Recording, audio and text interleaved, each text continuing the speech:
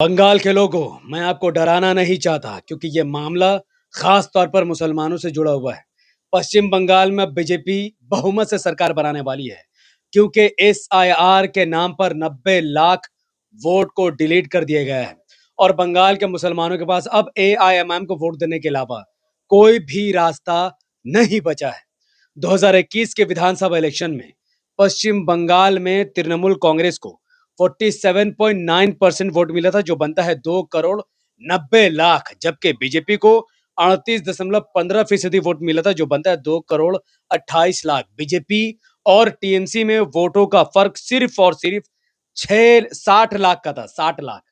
और अब एसआईआर के आड़ में 90 लाख वोटर्स को डिलीट कर दिया गया है। यानी बीजेपी को पिछली बार 77 विधानसभा की सीटों पर जीत हासिल हुई थी और इस बार 60 से ज्यादा सीटों पर वो जीत और ज्यादा हासिल करने वाले हैं। यानी बीजेपी लगभग 140 से 150 सीट जीतने वाली है, जबकि पश्चिम बंगाल में अप्रोक्स सरकार बनाने के लिए 148 सीट की जरूरत होती है। अब यहाँ पर दो ही रास्ता है। अगर मुसलमान अपना वोट एक तरफा एमआईएम जिन 12 सीटों पर लड़ रही है वहां पर दे दे, तो वो 12 के 12 सीटों पर बीजेपी फर्जीवाड़ा नहीं कर पाएगी। ये इलेक्शन पूरी तरीके से कॉम्प्रोमाइज दिख रहा है। ममता बनर्जी का खामोश रहना ये दिखाता है कि उनको मुसलमानों की कोई परवाह नहीं है।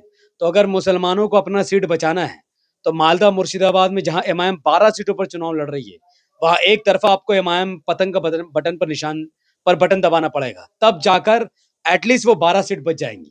वरना जहां जहां टीएमसी और बीजेपी में लड़ाई हो रही है, वहां पर किसी तरीके से लोग इस तरीके से रिजल्ट बनाएंगे कि आपको ऐसा दिखेगा कि टीएमसी बीजेपी से सिर्फ 1000 या 200 वोटों से हार गई है और कुछ वोट सीपीएम में चला गया, कुछ वोट कांग्रेस में चला गया, कुछ वोट आईएसएफ में चला गया।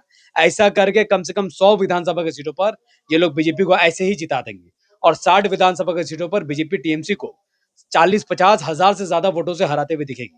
तो मुझे उम्मीद है आपको मेरी बातें समझ में आती होंगी। टाइम बहुत कम है, काम बहुत ज्यादा है। वीडियो अगर शेयर नहीं हुआ तो पश्चिम बंगाल की पूरी राजनीति बदल जाएगी। अस्सलाम वालेकुम, वीडियो शेयर कीजिए।